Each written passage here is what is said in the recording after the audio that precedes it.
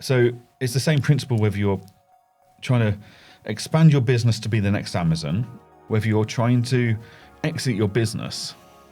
Nothing happens overnight, and it needs to be planned out with your accountant or bookkeeper. Start having those conversations. Yeah. And if they're not having those conversations with you, why not? The AAT, one of the main qualifying bodies in the UK, their number of students, annual student sign-ups is down 20% year on year at the moment. Right. So it's only going to get worse. In 2022, when we started Ask the Accountant, the reason was we'd basically been told off the record, look, you're two white middle-aged males. Yep. I've got a lot of those as an organiser applying to speak at my events. You're kind of following the Key Personal Influence book by Daniel Priestley. You're building all these digital assets around you. You're becoming the spotlight within your industry. Things come to you rather than you going to them necessarily. Hello and welcome back to the Built Different podcast with your host, Stephen Pettigrew. Today's guest is Johan from On Point Accounting. Now, Johan's a pretty interesting guy. He's not your average accountant. He's got a software app, he's got podcasts, books, you name it. He's a pretty interesting guy to listen to. If you're a small business owner, you're going to get a ton of value, whether it's from acquisitions, improving your finances and cash flow, and even leadership and management skills that you can put into your business. So, as always, guys, if this content is something you enjoy, share it with a friend, hit the subscribe button, and without further ado, let's get into the episode with Johan. Johan, welcome to the podcast. It's great to have you on, my friend. How are you? I am very well, thank you, and thank you for having me here. I mean, what a setup, what a place. It's nice, yeah. Thanks to Cam for the really cool setup and lights we've got in here. Now, people watching this might not know this, but you are my accountant. Uh-huh. And the reason that I wanted you on is you're not the average accountant, and you do a lot of cool, funky stuff that the average accountant probably doesn't do. You've bought businesses, you've started businesses, you've got your own software app, you've got your own book, you've got your own podcast, you do public speaking, you do a lot of things that accountants don't do. Variety is the key to life. Whilst also obviously serving your clients like myself. And I was thinking this on the way over, I probably drive you mad sometimes with some of the questions I ask you. I've got better, I've got worse clients. Everyone has their times when they are needing me a lot, mm-hmm. and then you don't hear from them for a long time. So it comes in ebbs and waves. I tend to bother you probably more than most, though, let's be honest. So yeah, I wanted to get you on because there's a lot we can talk about and a lot of value that we can provide to business owners during this conversation, which I know that's something you're really passionate about. But if we can go right back, before we get into all that good stuff, Johan, right back to the start, what was your early career like? Were you always in this space? And if you weren't, what was the kind of backstory? So I got into this space in 2017. So before that, I worked for an outdoor activity company. I joined them at the age of 18 as a cleaner, thinking I wanted to become an activity instructor. I want to go teach climbing and canoeing to all the kids. Realised, actually, I'm not a big fan of this cold weather malarkey or the wet weather. Actually, you know kids. What? I don't really like kids. So that I suddenly went, I got this cleaning job thinking I'll do a few months. You're more likely to get offered the training spot if you're there than if they've not met you. So, right, I'm happy to work my way up. That's not an issue. So realised relatively quickly, like, I'm not a fan of weather or kids, so that's maybe not the direction I want. And a spot came up in their retail division where they just wanted someone to come in as a bar assistant / shop assistant. Mm-hmm. So I did that. Stayed in their retail division, worked my way up to become a retail manager for them. In 2010, they were doing a bit of consolidating and they thought, you know what? Retail managers, finance managers, that's the same thing. We'll just merge those roles. So all of a sudden, I went from cashing up tills and stock takes to running a £80 million a year budget from the point of view of literally doing petty cash and receipts and invoice processing through to budgeting, cash flow, head of department meetings, managing them to manage their budgets because, a chef's great at preparing food, can he do it on budget? Probably not understanding the finances. So that's where I had to come in. Through to contract negotiations and stuff like that. So it was a great company to work for because they very much don't care about qualifications. They recognise the skill, they recognise the passion, they recognise the enthusiasm, and they will train you up in what they need to train you up in. So I did that, and from 2010 onwards, doing that. 2017, and I did that all over the country. I was on the Isle of Wight for a few years. I was all over the place, and then finished off in Perthshire in Scotland. Did that and came to Perthshire in Scotland. Absolutely fell in love with Scotland, having never been here before. The plan was meant to be I was up here for like 12 weeks to help them out. Fell in love with the place. Stayed here from 2014 to 2017. Company got brought out by some capital investment, and they were the type of capital investment everyone dreads, like ruthless cost cutting, budget pinching, and there was one conversation one day that was just like, no, I'm done.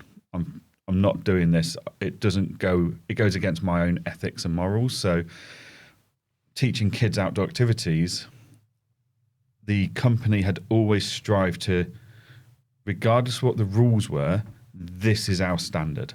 So the rules dictate you only need a climbing helmet if you're abseiling and there's someone working above you as the abseiler. So if you're being belayed from the ground, you don't need a climbing helmet. Well, we always taught kids to wear a climbing helmet regardless, because they don't understand that little caveat when they go and do it themselves in the real world.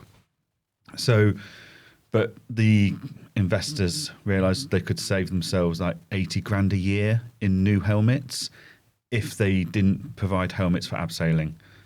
And it's like, we're going to the lowest denominator now. I'm not comfortable with this.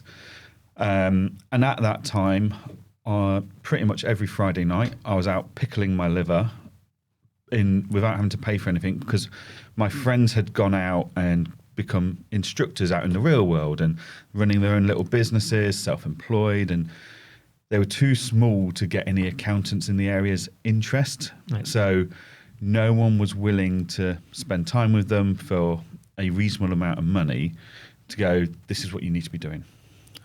I'll do your tax return, I'll do your books, but low cost and helping you out. So I spent most Friday nights getting my liver pickled for free in return for advice on how to do their books and stuff.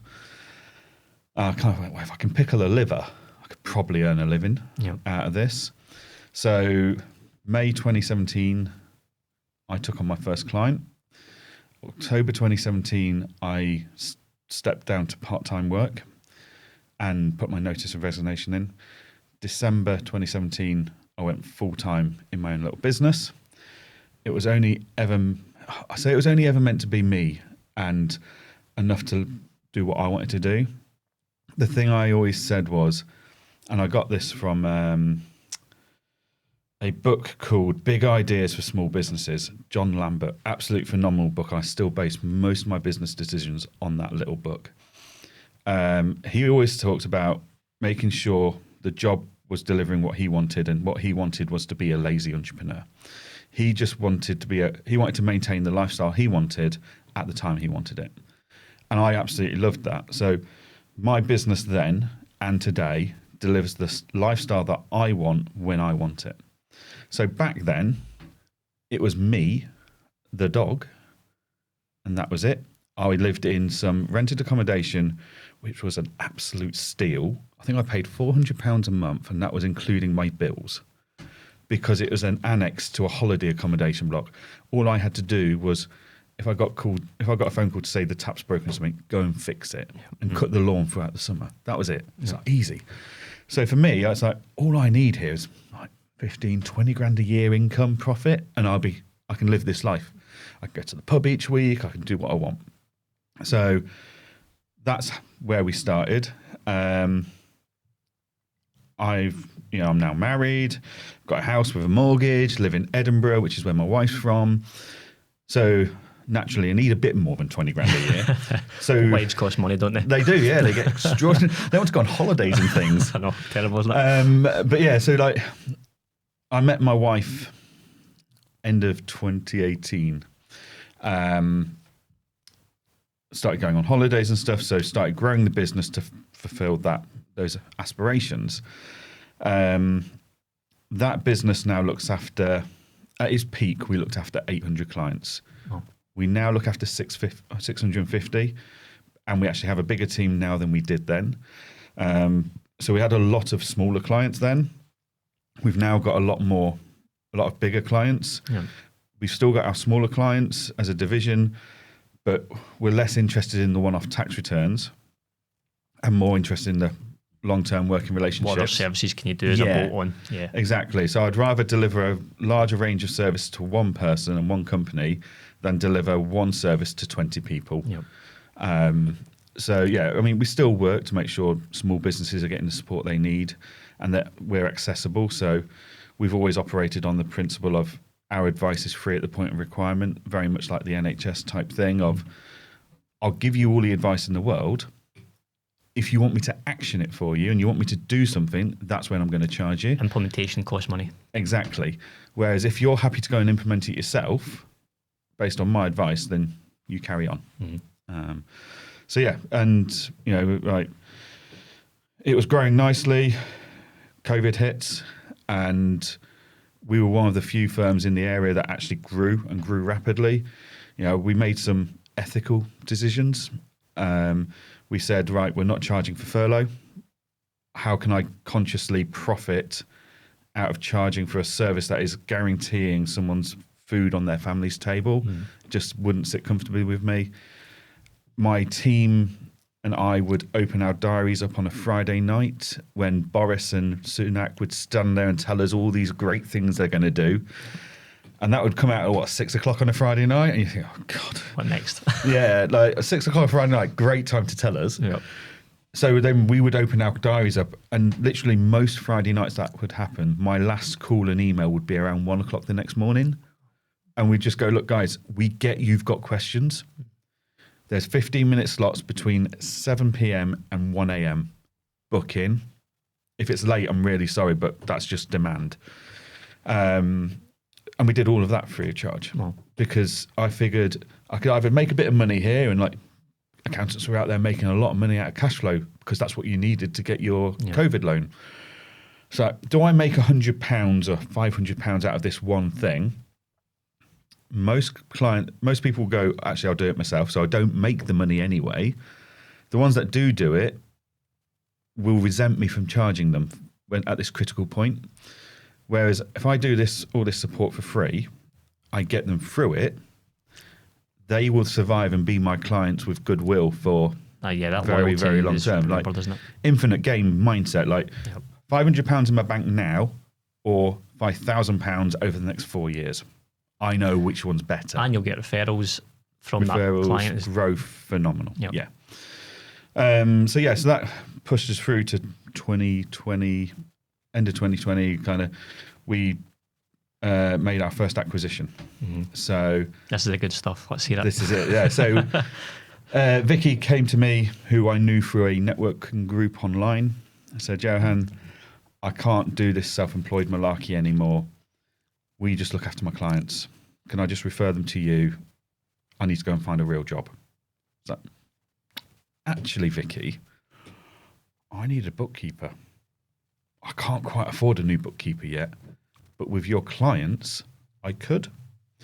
So I looked at the business, I looked at the books, I said, oh, bless her, like magpie syndrome. Vicky knows I tell this story. It's like she's still with me. She's now my head of accounts.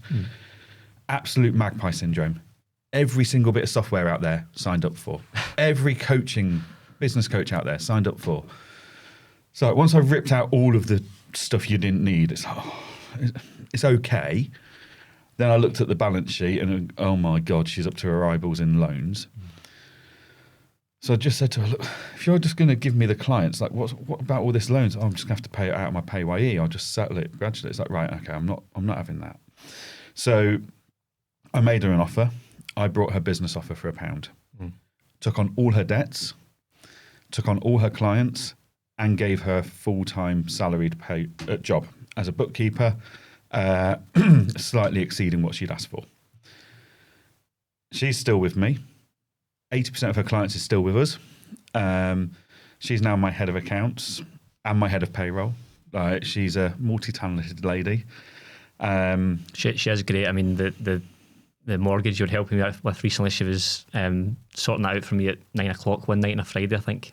She's just great work ethic. Just gets on with it. Yeah. She and the reason she loves working for us is the flexibility. So she's got 2 kids, both with additional learning difficulties, both being homeschooled. So her and her husband take turns in morning and afternoon. So I know, for example, most mornings I'm not going to get anything from her. I won't hear from her. But then she works into the evenings to make up for it. And we're completely flexible. That's the thing. If you've got a problem during the day, you can easily pass that on to Vicky at night, I'm guessing, and there's no disruption to, you know it's like when you're working with people, you've got back and forth all day. Can you fix this? Can you fix this? But you can probably consolidate all of that in one go. Vicky, here's all the things I want, because everyone else is finished for work now. All your clients have finished, so here's the tasks for today. Yeah, exactly. So she gets on with that. Brought that business 2020. When did we? And that was it then for a while. You obviously I'm guessing no previous acquisition experience. No. What prompted you to think? I mean, obviously Vicky approached you by the sounds of it, but what made you think that this is the way to go? I mean, in the accounting and bookkeeping industry, recruitment of staff is an absolute nightmare. We've got a complete shortage of talent. Yeah. The AAT, one of the main qualifying bodies in the UK, their number of students, annual student sign-ups is down 20% year on year at the moment. Right. So it's only going to get worse. Why is that? It's not a sexy industry. It's not an attractive place. The bigger firms haven't been doing us any favours. Like new trainee starts. Like I always refer back to Suits as that TV drama. And it's like new trainee starts, you get put in a cubicle and you're matching bank reconciliations for 6 months. Then you move into another cubicle and do something else for 6 months. Like, that's not exciting. That's not cool. No wonder people don't bother. Yeah. Plus the stereotype of the old-fashioned suit, tie, etc. It's just not an attractive industry for the generation at the moment. So in one foul swoop of an acquisition, I'd acquired enough clients in one go to cover the wage of a new person, and that new person had capacity to look after some of my clients on top. I was like, oh, this is a bit of a shortcut, this, right? This is easy. So not only do I get the staffing requirements I need, but I also get the clients to pay for the staffing requirements. Instant cash flow. Cushy. Yep. So we did that. 2021 was... No, hang on. Where are we? We're 24, so 23, 22. 2021, uneventful. Just carried on. People were allegedly recovering from COVID. Yep. Kind of starting to see the crash that was coming in the form of the most liquidations that any liquidator has seen since pre-2008. The recovery loans, no business was recovering. Things were spiraling with costs. So we spent most of that year just helping clients.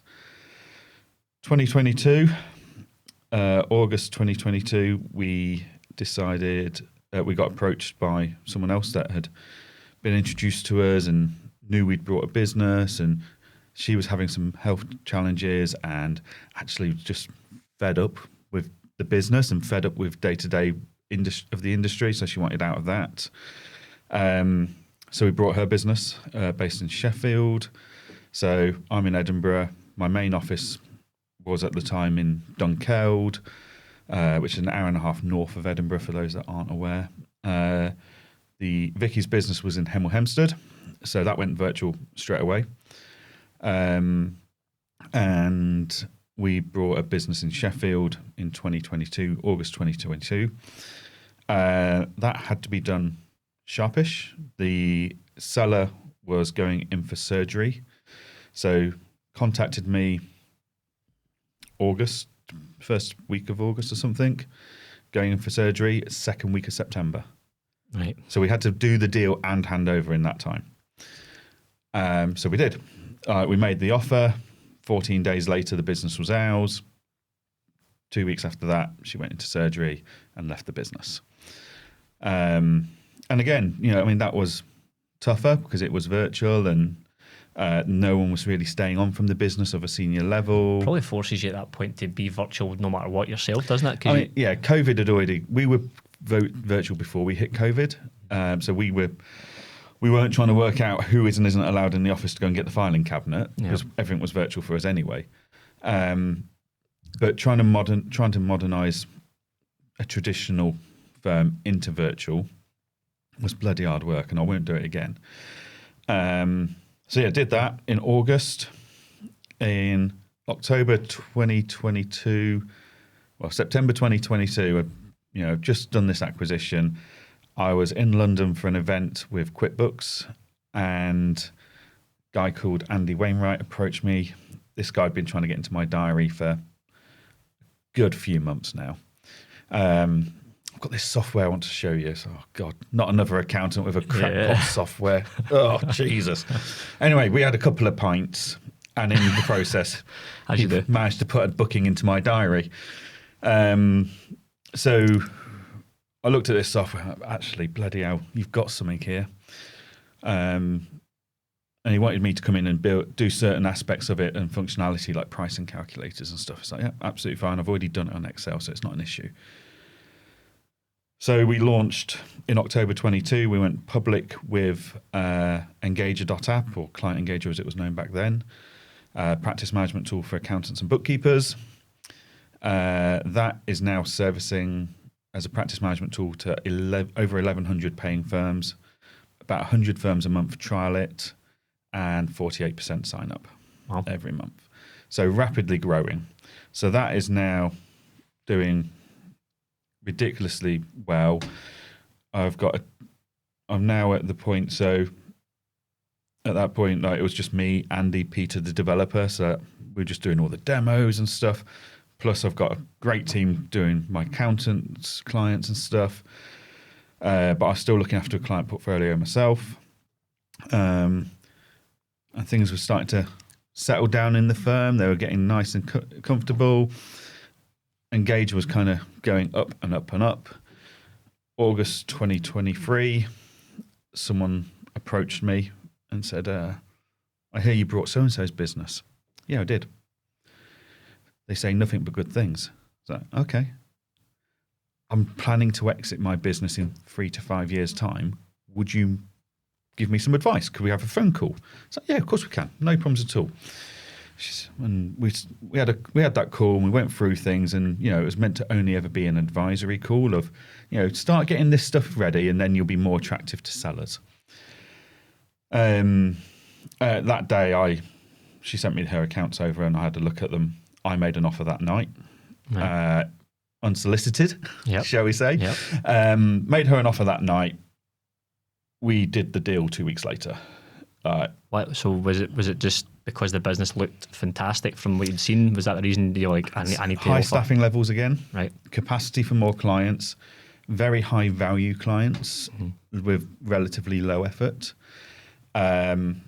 Really good staff team, really good brand. So yeah, and it was a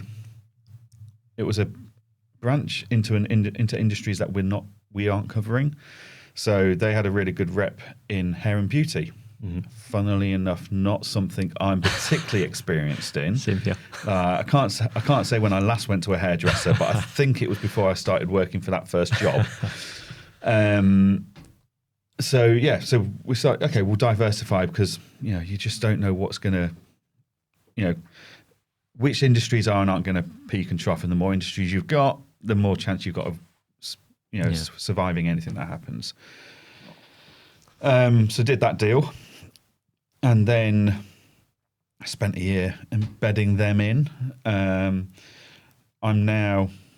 still look after a client portfolio of 150 clients personally, but I have a team.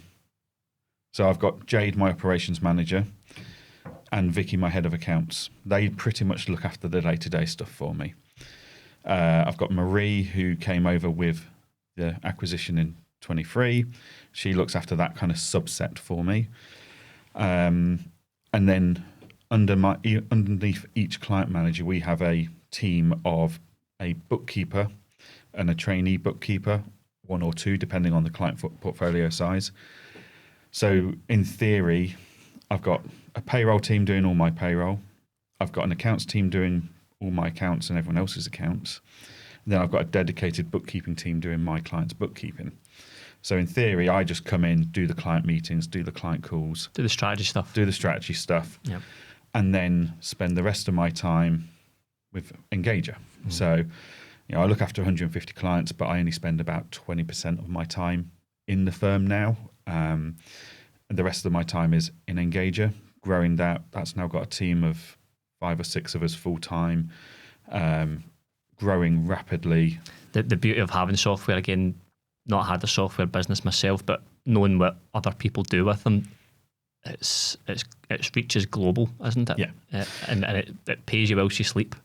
Like I wake up in the morning and there's 5 new trials. It's fantastic, but the potential is unlimited. Like some softwares, like tax and accounts production, you are limited to just the UK space because everyone outside of that's just weird. Like they do weird things.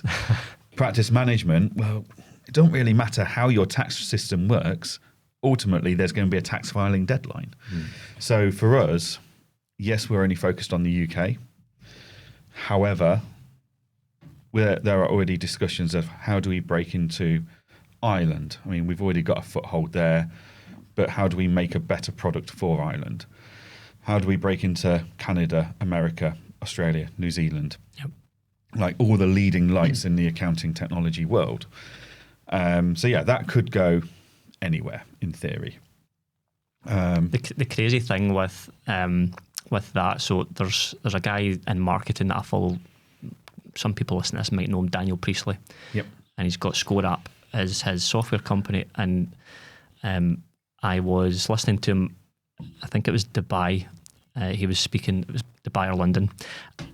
And his software app is obviously massive. ScoreApp is huge. Yep. And how they value that business, although it's not being sold, it's something like 10x revenue. Oh, it's mental. Software is incredible. Which is nuts. Yeah. So we've got a tracking sheet. It's one of the only things I use Excel for. I normally software everything, but there's some key metrics and stuff. It's just easier to do in an Excel sheet. So we've got this Excel spreadsheet that I maintain.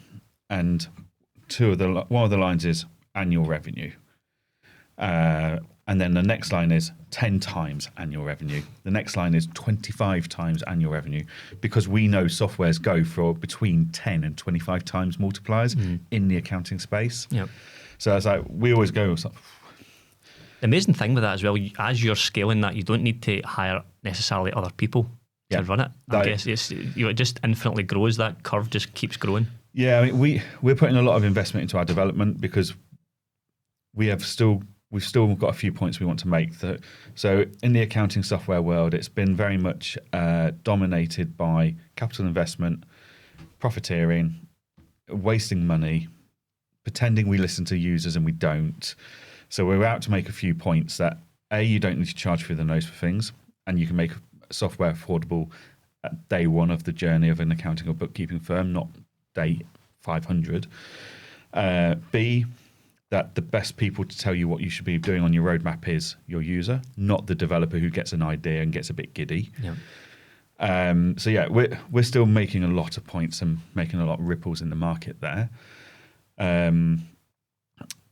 But yeah, at some point we will start to plateau with our development because we do everything that we need it to do, and we've ticked off everything on the user list and stuff like that. And we've built a huge community around it who are very passionate. Like, we announced price rises today that come in force in January. Mm-hmm.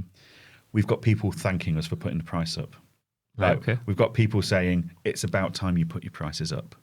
Like, that's the strength of our community, is our users, for any other software, slate them and complain and moan and cancel. Yep. We've had nothing but praise. Is that because you get involved in the process of building it and making it better? Building it, making it better, constantly adding value. Like every single week, we basically release some kind of update. Like, so tonight we're recording this on a Wednesday. Every Wednesday night, I do a Facebook Live or a Zoom live session now, where I, as the co-founder, go and speak to whoever turns up to these online sessions on a Wednesday night, take their feedback on board, answer their questions, answer how tips and tricks on how to use the software, and I tell them this is what's coming out next week, and they just love it. Like value add constantly. Constant. They feel like that actually the guy at the top is contactable and reachable and listens and actions and stuff. So so we do all that, and then on top of that, I'm 108 weekly live episodes into my Ask the Accountant podcast, which is myself and Aaron Patrick. We every Monday at 8:30 in the morning we go live, and it's just an hour summarising the news, the trends, the insights. Basically, two guys that love tech geeking out, basically. And then that spun off some different podcast series. So the Ask the Accountant Monday Live is very much live, raw, unedited. Yep. It is what it is.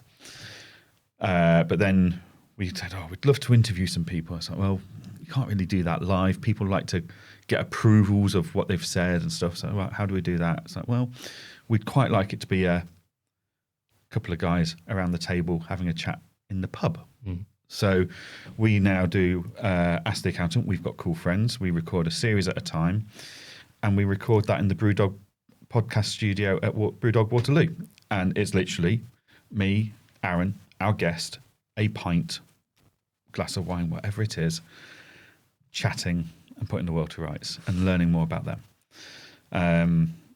Did that, and then we do like mini podcast pit stops because we wanted to try and get accountants and bookkeepers more confident with podcasting. So at all the conferences we can get to and we're invited to, we set up a little podcasting setup, and we do a 20-minute interview with anybody that wants it. Okay. And for a lot of them, it's their first time. So we have the same scripted questions for every single person. It just gives them the confidence that, I just did a 20-minute podcast. That was quite easy, actually. That was a nice chat. Do you know something? It's you're talking about their favourite subject, which is them. Yeah. You know, and people love talking and about their industry, and they're so passionate about it. It makes it so easy for them. So we do that as well. And there was a reason we started doing podcasting. Like Aaron and I really wanted to have speaking slots as public speakers for the accounting industry. Like, you'll be amazed how many conferences there are in a year in the UK alone for accountants and bookkeepers. I think there's about 8 a year now. Wow. That are big, worthwhile going and speaking to.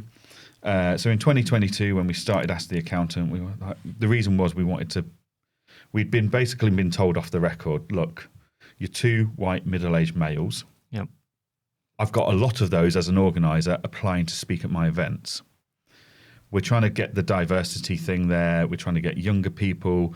We're trying to get more females on the stage. We're trying to get different ethnicities on the stage. Unfortunately, guys, you don't fit that criteria. You don't fit those criteria. So you will potentially struggle to get any speaking slots unless you've got your own audience. So, crap. Okay, how do you get an audience? Podcasting. Yep. So we started doing podcasting, and that got us loads of speaking gigs. Like, last year we printed a T-shirt at the end of last year saying "Ask the Accountant on Tour," and we literally had a tour T-shirt with all the speaking gigs that we'd done that year. So that's why we did the podcasting, was so we could do more public speaking, and that led to YouTube videos. It's led to all sorts. So you're kind of following the Key Personal Influence book by Daniel Priestley. You know, you're building all these digital assets around you. You're becoming the spotlight within your industry. You know, things come to you rather than you going to them necessarily. I mean, these acquisition opportunities have obviously come to you through the back of your reputation, personal brand. Yeah, which is amazing. And the theme I got from those acquisitions, going back to that for a wee second, Johan, was that for those sellers, it wasn't necessarily about the money that they may or may not have got.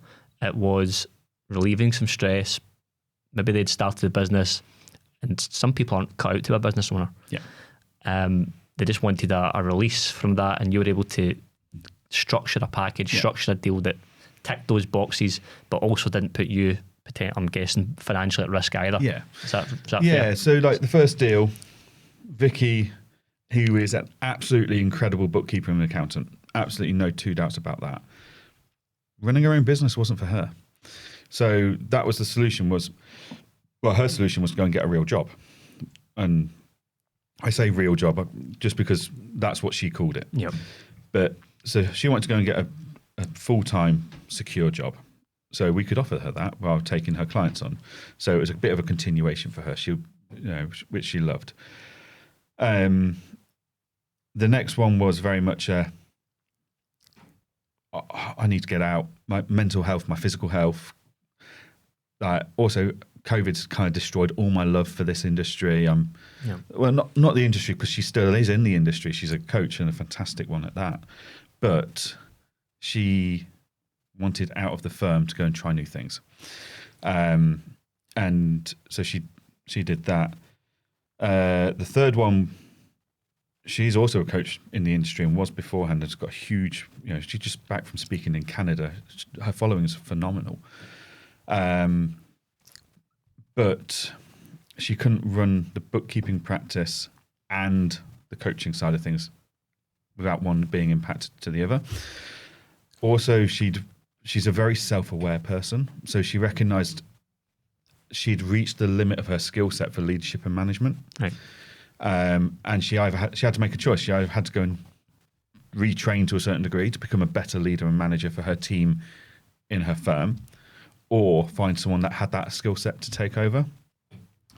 The slight headache there for her was, though, her husband works in that firm and wanted to continue working in that firm. Her sister works in that firm and wanted to continue working in that firm. So her husband and her sister still work for me. Right, okay.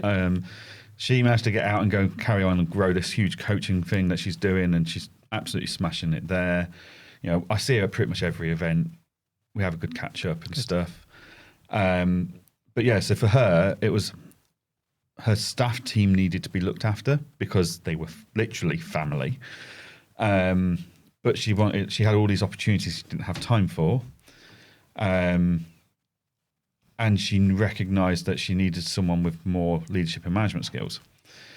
My skill set to this day is not bookkeeping and accounting. Like, my team don't let me do bookkeeping and accounting. Keep away from it. It's just a mess waiting to happen. Like, I can get by, but all of my clients are far better off by letting my team do it, and then I just look at the numbers and tell you the story. My skill set from back in the old job was actually I've got a degree in management and leadership. Mm-hmm. So I'm a chartered manager. So I am to management what a chartered accountant is to accounting, or a chartered engineer is to engineering. That is my skill set. That is what I know inside and out. And I absolutely love leadership and management. I spend a lot of time reading about that instead of the latest tax updates and stuff. So she knew that about me. She'd seen me speaking about leadership and management and culture and environment for working and stuff like that. So it made sense to her that I was the right person for the job. Mm-hmm. And not one of those deals was ever driven by money. It was driven by fixing a pain point of some kind. A pain point that I could solve. Yep. So yeah, I mean, like in that 2 years of 22, 23, like in that period of time, I was probably speaking to 2 or 3 different accounting and bookkeeping firms a month about, do we want to buy your business? And we only did 2 deals. Like, accountants and bookkeepers, in a majority part, are awful business owners. Absolutely shocking. Do you know, it's a point I was kind of leading you towards, right? Because at Monopoly, what we have found a lot this year is we've done something like 9 or 10 what we would call restructures of the business, where the business owner is in so much debt, both personally but more so the business, just keep racking up costs. They don't track cash, and their accountant is charging them extortionate fees. Now, I don't mind accountants ever charging proper fees, but what value are you getting from it? Like, these guys were literally sometimes not seeing them, maybe once a year, Yeah. sign off the accounts, which at that point in time are already 12 months, 18 months old. Yeah. And whilst that's happening, the business owner's not getting any value whatsoever. He's not getting any advice. He's not getting any metrics, any KPIs to look at. Now, a lot of that should fall on the owner, of course, but the accountant, especially if they're charging big fees, should be providing that value. And we've found so many accountants, just by virtue of buying businesses and helping business owners, that just aren't fit for purpose. Why do you think that is? Why do you think the industry, I'm generalising here, but why do you think the industry is like that? We've got some fundamental problems in the accounting and bookkeeping world, and they generally stem from the way we train people. So in the accounting and bookkeeping world, you go to college or go to university and you learn bookkeeping and accounting. And you think, well, that's fine. Every industry is like that. But actually, if I went and did a health and beauty course, I will come out better prepared to be in that industry than I would as the accountant or bookkeeper. Okay. Because in health and beauty, I'm not just taught my health and beauty. I have a whole semester on basics of bookkeeping, basics of employing and managing people, basics of running a business. Accountants and bookkeepers aren't taught any of that. They're just taught accounting and bookkeeping. Right. We aren't taught leadership or anything. Until very recently, and it still happens in a lot of places, the best suited person for the manager's job is the best person with the highest qualification in tax or accounts production. It's like, How does even that marry up? in the 1970s, factories stopped going, Kenneth died at the weekend. John, you've been here the longest. You're now the manager. Yeah. Like, we stopped that decades ago in every industry. But in our industry, we still go by, oh, you're the highest qualified tax person. That's great if that person's doing tax. Yeah. They're heading up a department now. Like, just because someone can cook a bloody good meal doesn't make them a great catering manager. Yep. A catering manager does that. They manage people. So I can be running an accounting firm because I've got the best accountants and bookkeepers out there. Not me. Mm-hmm. I just can manage them. Like, Which is that's a skill in itself, though, isn't it? There's a huge fundamental problem with our education of accountants and bookkeepers at day one. There's just a general assumption you're going to go into employment, you're going to work for the Big Four, and based on the number of years you've been in role, that'll get you a manager's job. Some firms are modernising that. Some firms are starting to teach people career paths with management and leadership training, and that's all fantastic. But there's still a fundamental flaw in the original qualification in that we don't give a very broad experience. Like, go and learn construction set of skills at college, you get taught basics of running a business. Yep. Health and beauty, everything teaches you basics of running a business, apart from professional qualifications where you're taught law, you're taught bookkeeping, you're taught accounting. Mm-hmm. And even that's been taught at a very black and white, yes, no. There's this concept called real life, and it's quite grey. There's loads of shades of grey in there, isn't there? No, blooming well is. You know, it's interesting because, again, business owners do place a lot of gravitas with their accountant in many cases, and they see them as an advisor. But as you've kind of pointed out there, they don't actually all have the tools needed that they think they do. Now, again, including yourself, I know some really good accountants, and there is some really good practices out there. But I just believe as well that there are so many that are doing a disservice to business owners, because ultimately, you know, their clients, they're getting. I'll give an example. There was one business that we're partnered with now, and literally they get their year-end accounts, and that's the only time they speak to their accountant, and they were charging that business, and this business was turning over £2 million, and they were charging that business something like £4,500 a month. Wow. A month. And I was like, right, what are you actually paying for here? And they couldn't really tell me. Right. And then that eventually seeps in, and the owner then becomes a bit resentful as well, because it's communication, isn't it? Like if the accountant or any value, any relationship you've got with a supplier, you spell out, right, this is the value I'll bring, this is what it's going to cost. And plain English. But a lot of times it's, oh, actually, I didn't say I was going to do bookkeeping for you, and I didn't. That's an extra. And I didn't say I was going to do your accounts. That's an extra as well. It's very muddy waters at times. Yeah, it is. And, things have got more complicated when we bring in people like business coaches.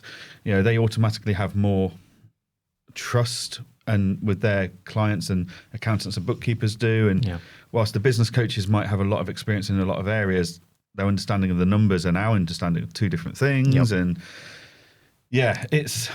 it's not the perfect world by any means. But as you say, there are some absolutely fantastic accountants and bookkeepers out there doing a fantastic job. But there's more bad apples than good ones, unfortunately, at the moment. But that ratio is dramatically changing at a rapid rate in favour of the stuff you guys are doing, the podcast and the book, we'll touch on that later. All the free advice you're giving, that's naturally going to change. And most people can go and search for these things anywhere on YouTube now. You can get information and act on it. As you said, information is free and implementation costs money. Exactly. But you get what you pay for. So what I like to do sometimes on these podcast episodes, Johan, is try and give business owners some real tangible, value. Mm-hmm. So you get a lot of business owners coming to you with problems. They've got cash flow, they've got a bad accountant, they want to grow, they want investment. What's the most common mistakes that business owners make when they come to you and want to engage with you? What's the common mistakes they make, and what's some kind of advice you can give them to, what's some basic things they can get moving? I think the most common issue we find is, so I do a lot of work with people like yourself with acquisitions. So I look at a lot of deals on a weekly basis, and my God, they're garbage. But the underlying problem in the deal isn't the buyer, it's the seller. But it's not necessarily the seller's fault. I wouldn't say it's their accountant's fault, but between the seller and the accountant, they've never discussed the exit plan. Yep. So for the business to be an absolute fantastic exit for the seller, the owner, it takes a few years of building up and getting it prepped and ready, and clearing the deck of your debts, making sure you've got strong contracts, making sure you've got good health and safety and all that good stuff in there, making sure any funny business, shall we say, in the books has been cleared up. Yep. And that you've got a clean set of accounts that projects constant growth, but legitimately projects that growth and can document and prove that growth. The amount of times someone brings a set of books to me, it's like, it's so clearly obvious that they've just sat down with their accountant and gone, by the way, I'm selling next year. I've decided I want to retire. I need you to make these books look good. And all of a sudden, you've got a really steady little business, but not very valuable. Huge jump. All of a sudden, you've got this huge spike, and it's like, it's just so obvious it's been tampered with, as it were, to make it look sellable. But yeah, it takes time to plan it. But it's not the accountant's fault necessarily. It's not the business owner's fault necessarily. We've all got a responsibility in it, in that we've not had that conversation with our accountant or the accountant with their clients about what's the exit plan. Yeah. Is there an exit plan? Yeah, exactly. Yeah, so there's two certainties in life, right? Yep. As a standard human being in society. Tax and death. They are two guarantees in life. As a business owner, there's a third. You will exit that business. One way or another. Yep. Whether you are hit by a bus, whether you just shut it all down, whether you want retire, whatever, at some point you are going to exit that business. So why are we not planning for that? Do it on your own terms. Exactly. So I've just been dealing with a business recently that they've been using the same accountant for 25 years.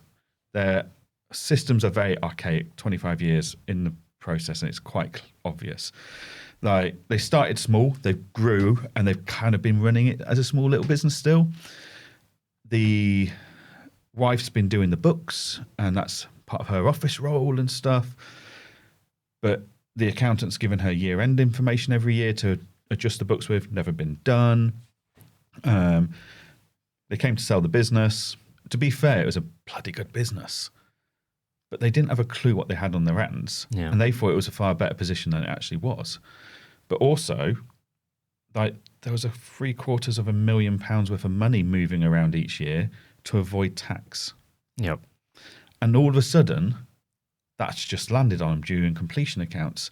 And they're like, how the hell did this? And their accountant's like, look, we deferred some money every now and then and did this, did that. And we told you we're helping you keep your tax bill down and spread it all out and stuff. Oh, you didn't tell us it was going to have this impact. You didn't tell us you were selling up. Like, yeah, there's tax planning you can do. How legitimate this was or not is a very different matter. But you need to have a clean set of books if you're going to sell. The only way you're going to have a clean set of books is if you've had a communication with your accountant. Like, you wanting to go for a mortgage. You and I discussed several times over a period of years that at some point you're going to want to go for a mortgage. Mm. And we had discussed, like, right, for that to work nicely, you are going to need the same average income for X amount of years. Try not to change too much. Now, unfortunately, you've done a bit of buying and selling and you've ignored all of my advice. I ignored everything you said. Yeah. But we got there because every single time you and I spoke, I was aware at some point you're going to need a mortgage. Like, don't just turn around to your accountant and go, I need a mortgage. Can you help me with my books? It's like, well, hang on a minute. That's a 3-year planning session. Yep. Because we need to get 3 years of consistent figures to make applying for the mortgage easier, to make the due diligence of that mortgage simpler. Because what we're doing there is we're trying to improve. There's a lack of risk in it for the mortgage provider. So it's the same principle whether you're trying to expand your business to be the next Amazon, whether you're trying to get your personal life sorted with a mortgage, whether you're trying to exit your business.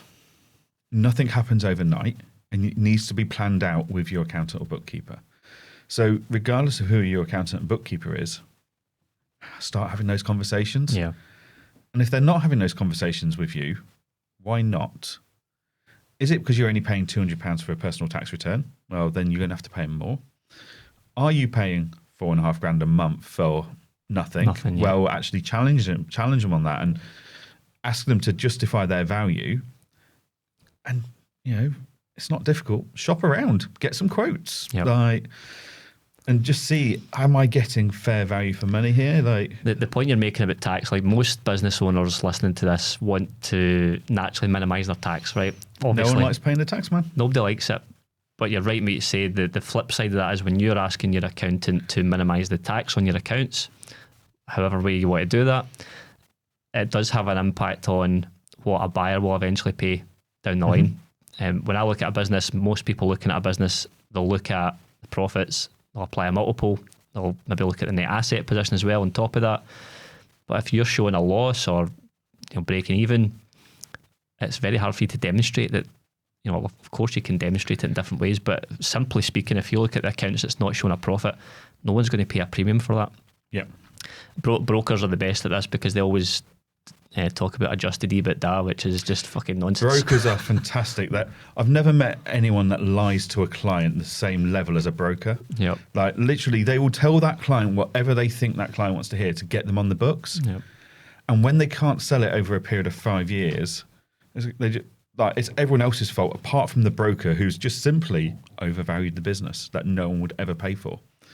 Like, I've seen too many deals go south because the brokers said it's worth more than that, or the accountant of the selling business has said you can get more than this. Yep. My challenge always is to them: if you think that business is worth that, buy it yourself. You buy it, yeah. Yeah, like put your money on the table. You go and buy it. Yep. You pay for it. At the moment, you're not prepared to do that. So my client's prepared to do it, but for this price. That's a great point. I've mentioned this recently, so maybe repeating the same point again, but there's a business in Edinburgh actually that I'm speaking to, and 2 years ago they posted a 500 grand profit and they want £1 million for the business. Okay, reasonable on that assumption. But for the last 2 years, they can't produce any P&Ls, balance sheets or management accounts or accounts, right? And it's the accountant that's saying, well, I think you can get more than 1 million.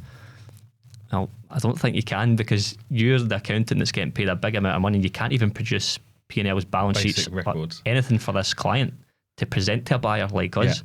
It's insane. So yeah, brokers, I do bash them quite a bit on this podcast. Don't get me wrong, there are some. I have seen people pay some silly prices for businesses, but you know what? Their first job when they come to speak to me is actually to convince me it's worth it. So a few years ago, I dealt with a guy who had a plumbing business. He wanted to buy this bathroom refitting business. And the guy that was selling it wanted £2 million. At absolute best case scenario, on a traditional look at it, I'd have valued it at £1 million. My guy said, yeah, but I know that bathroom fitting company has got the contracts for all the universities in the central belt of Scotland. And I know they're all coming up for tender to do the bathrooms refit in all the student union accommodation. Yep. So I know that that's going to be a bloody good business. But if I can go in and tender for all the plumbing work as well as the bathroom installs, I'm quids in. Double bubble. Yep. So it's like, cool. Business case proven. Let's go do it. But he had an in-depth knowledge of that industry, and he valued it in a different way to somebody who wasn't from that industry. So 12 months later, the deal was done. He overpaid technically by £1 million. So he's paid this guy £2 million. But in the bathroom refit business, he introduced an extra 1.5 million from work he was getting from his plumbing business and wasn't able to capitalize on.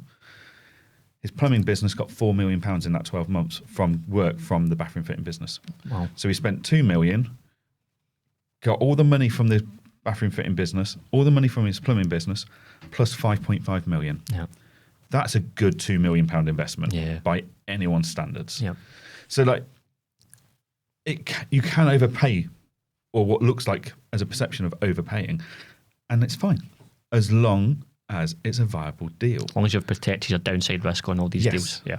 Like the amount of people that come to me and go, oh, it's making this much, so I'm just going to give them this offer. It's like, what?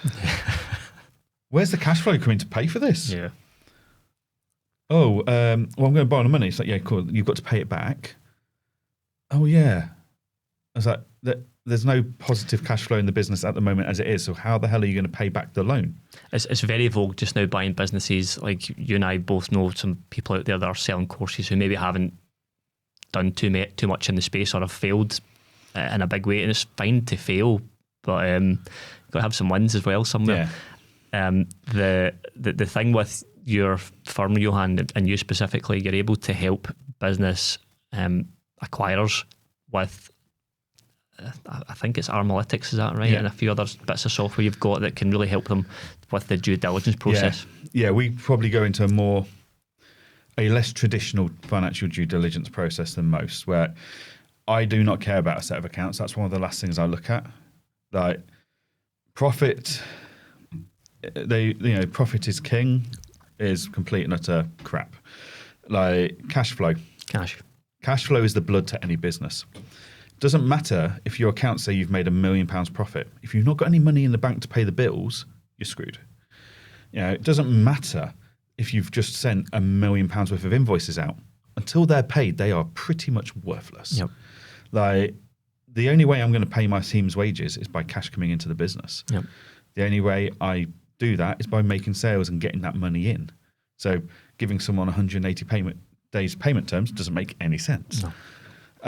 So yeah, like cash is king, and that's why our biggest focus is the bank account. Like we were doing a deal and it went south pretty quickly because of it, this analytics stuff. And they were like, oh yeah, it's great business, kitchen fitting business, good steady income. And the conversations were happening in the summer. So they said, oh look, here's the last 3 months of our bank statements. And a nice, healthy bank balance, blah, blah, blah. Well, my tool looks back at 2 years. Yep. And what I can see in my tool is that every winter, you go 50K into your overdraft. Okay. Yes, you have an amazing summer, And yes, your accounts are profitable, but cash flow wise, you go into an overdraft by 50K because there's not enough work. You've still got to pay for materials ready for the next lot of jobs, etc. You've got wages and stuff. So, right. So I turned around to my client and said, look, there's this issue, this 50K over the winter. That's an issue. Oh, well, if he's making it work, I can make it work. Like, yeah, hang on. We've got 50K in the overdraft at the moment. Yep. Before you take into consideration paying deferred consideration and repaying any financing you're going to get to buy the business. So let's say that's 20K a year. You're now 70K into your overdraft in the winter. What's the overdraft limit? I said, well, the overdraft limit's 50K, but every bank has this term in their contracts that gives them the right to cancel any facility on change of ownership. Yep.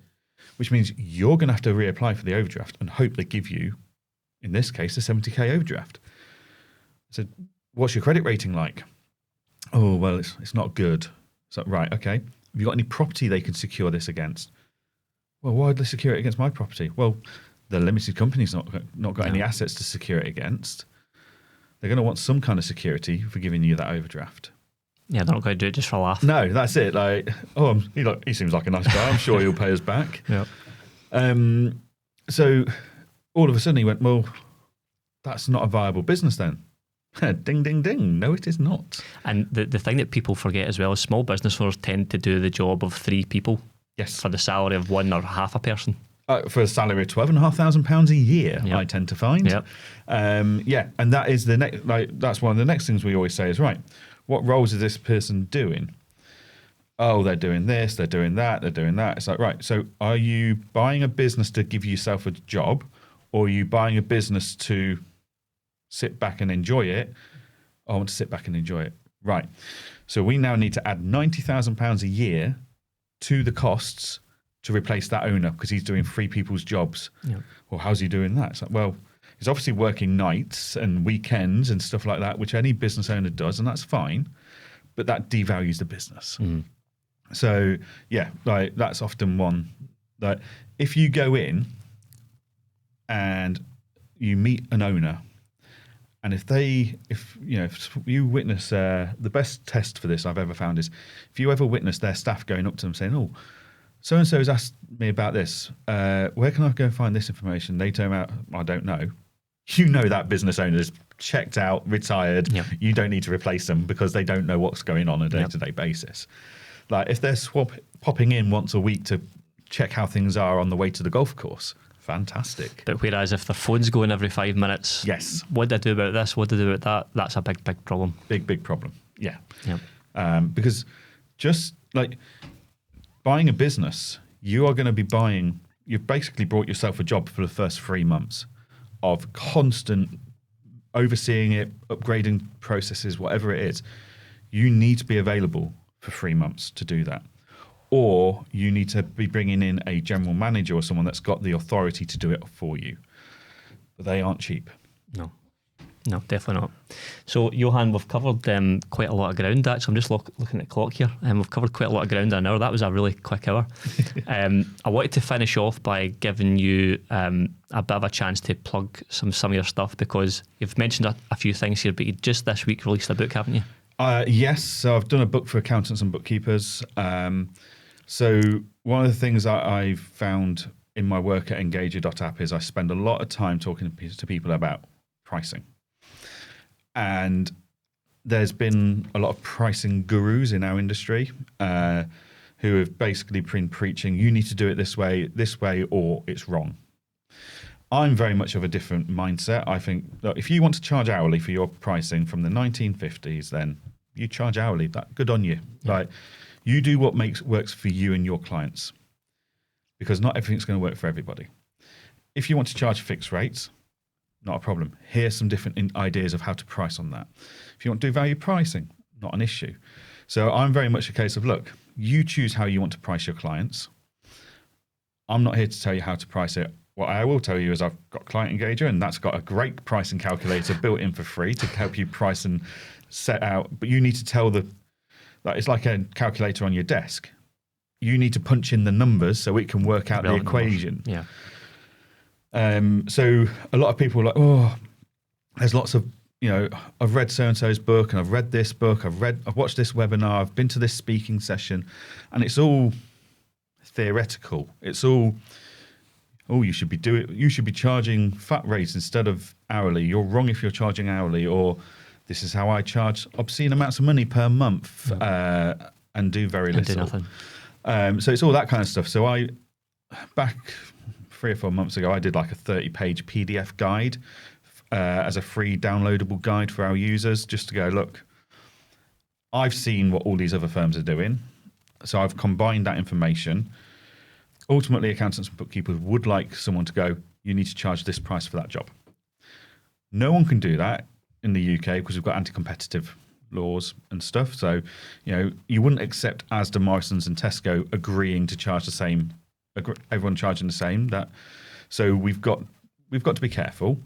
But what I've done is I've gone, right, VAT service. These are the types of things that your peers are looking at. They're changing their pricing based on turnover, complications, software they're using. If you don't like using a certain software, charge more for it so it's more worth your while. Yep. We've got all these different key pricing indicators and factors. So what I've done is I've gone, look, we're seeing people charge between this price and this price per transaction. We're seeing people charge between this and this for a VAT return. We're seeing people charge between this and this for accounts in this model. So I've given them a range, so I've refined it slightly for them, but I've given them all the different things. I've seen some weird and wonderful things. Like I've seen people that are charging 2% more because you want to pay through direct debit, and that's what it costs them to use a direct debit facility. I've seen people charge slightly more for the person that prefers a penguin biscuit in the client meeting versus a digestive biscuit, because it costs me more to put a penguin on the desk. Yep. So I've seen weird and wonderful things. So you've tried to kind of systemize it. It sounds like it's a tool for not just current accountants and bookkeepers, but also aspiring accountants. Anyone that wants to go and run their own business in the accounting and bookkeeping space.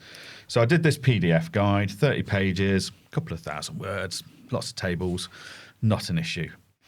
Loads of positive feedback on that. I actually quite enjoyed writing that. So a few Sundays watching the F1 and a few evenings watching crap on telly. Yep. I was on the laptop, on the sofa, typing away, trying to expand on that book, basically. I'm dyslexic. Literally, I think I was picking up my exam results as I was leaving school when they said, oh, by the way, you're dyslexic. Right. Because it was new back then. Yeah. Dyslexia, first of all, he needs glasses. They weren't wrong. I am blind as a bat. Then they just said, he just doesn't pay attention. Like, his concentration's crap. And it's like, well, be a better teacher. Be more engaging. Yep. But no, they finally decided, no, you're dyslexic. And it's never really stopped me, but it would always put me off anything written because my spelling's atrocious. My reading, I don't dislike reading as much anymore, but if I'm rereading my own thing, because I know what I'm meant to have said, I glance over things and so on. So ChatGPT, fantastic tool for anyone trying to write a book. Yep. A, grammar and spelling check, brilliant. But B, I could put in like a chapter and go, right, I'm doing this chapter on this. This is what I've got so far. Suggest ways how I could expand it. Mm-hmm. And it would come back with like, oh, you've mentioned this, you might want to go into more detail and cover these bits. And you've not mentioned this, but this is normally attributed to this type of information. It's like your own really well-researched assistant. Yeah, basically. It's like, this is fantastic. I think I used to call it my mum back when I was at school. She would turn around and review it and go, you need to do this, this and this. Yep. Use ChatGPT to help just stimulate some of the thoughts and directions and expand on some of the chapters. And that went and started getting... so I put it onto Amazon. Anyone can write a book these days. My God. What's the book called, Johan? The Ultimate Pricing Guide for Accountants and Bookkeepers. It's on Amazon as Kindle, paperback and hardback. Yep.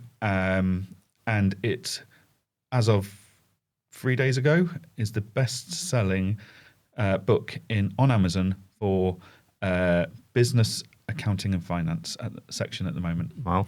All I can tell you is that doesn't mean much. And it doesn't take many book sales to achieve that. Yeah. Because But it's good to say. It's a good thing to say. I'm updating my front cover already. You need to change your LinkedIn profile. Yeah, everything's got absolutely. to change now. So, Johan, guys have got a lot of value, the audience have got a lot of value from listening to this, for small business owners, how to do acquisitions, how to improve their team, loads of stuff. If a client or a potential client of yours wants to reach out to you, if someone wants to speak to you about an acquisition, what's the best way for someone to contact you? So I'm on LinkedIn, but you can try messaging me there, but I get a lot of messages on LinkedIn, mainly spam. But if you visit either onpointaccounting.co.uk, and they'll be able to put you in touch with me, because that's my accounting firm. Or if you visit jgoree.co.uk, jgoree.co.uk, that's just my personal brand website. That comes straight into me. So any inquiries can come that way as well. Fantastic. Awesome. Well, Johan, it's been a pleasure having you on. Thank you for having me. We'll need to do it again next time, because I think we've got loads of other stuff to cover. But if anyone wants to reach out to Johan, do so. You won't regret it, and you'll get a ton of value. But till next time, mate. Thanks for coming on. Thank you very much, mate. Great to be here. Thanks for listening to this episode. As always, guys, if you found value from this, please remember to hit subscribe and share with someone who might get value from it. If you want to carry on this conversation, the best places to find me are at Stephen Pettigrew Investor on LinkedIn, and also on our brand new website, monopolycapital.com. I'll see you soon.